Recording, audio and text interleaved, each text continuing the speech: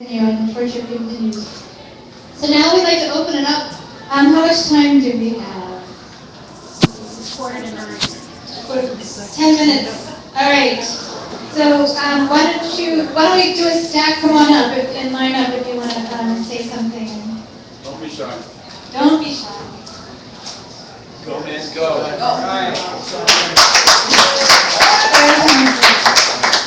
Thank you.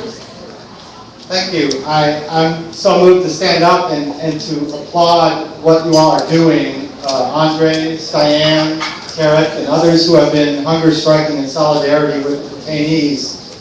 I want you to know it really means a lot to the detainees. I've been down many times over the last 7 years and spent a lot of difficult moments in prison with my clients. We talk about a lot of things. We talk about their legal cases, but we also talk about the fact that so many people are with them in spirit. And so I want you to know we tell them about nights like this. And I will tell them in 2 weeks when I'm in Guantanamo what I heard tonight. And it really lifts their spirit to know what's happening with groups like this. It's horrific what's happening down there. The first time I met my remaining client, Ravil Ngaza, he had just been in solitary confinement for about 3 years.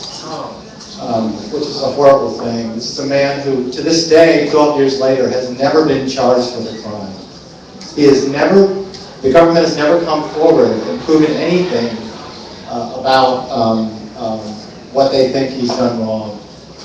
He was pretty gaunt and malnourished. And at one point I had to ask him, how do you get by?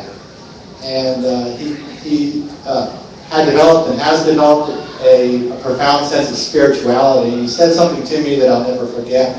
He said this: the garden that you grow in your heart cannot be imprisoned.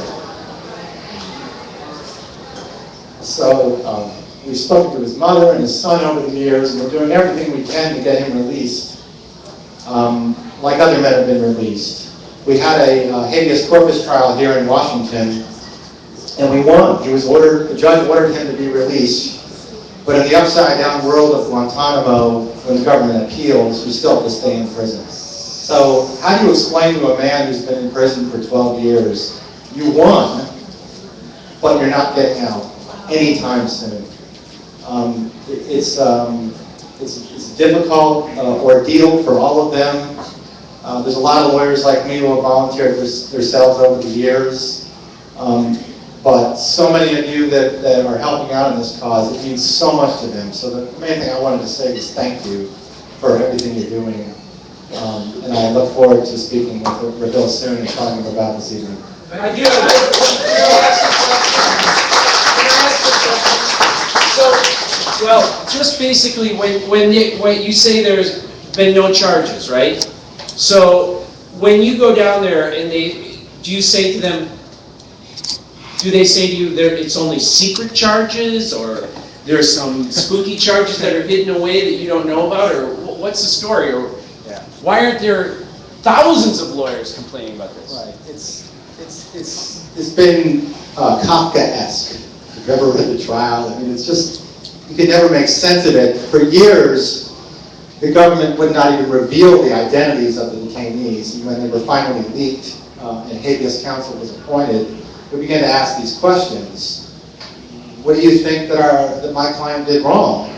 And there were all these proceedings that were a joke, like the Combat Status Review Tribunals, these kangaroo courts where military officers in a chain of command would just decree the person to be reasonably detained. And if you read the transcripts of these things, they're almost funny, but they're sad. Can public read those transcripts? Yeah, some of them are available on the internet. Many of them have been leaked. But the only thing that ultimately that we were able to do as lawyers was force federal courts to proceed to apply the writ of habeas corpus.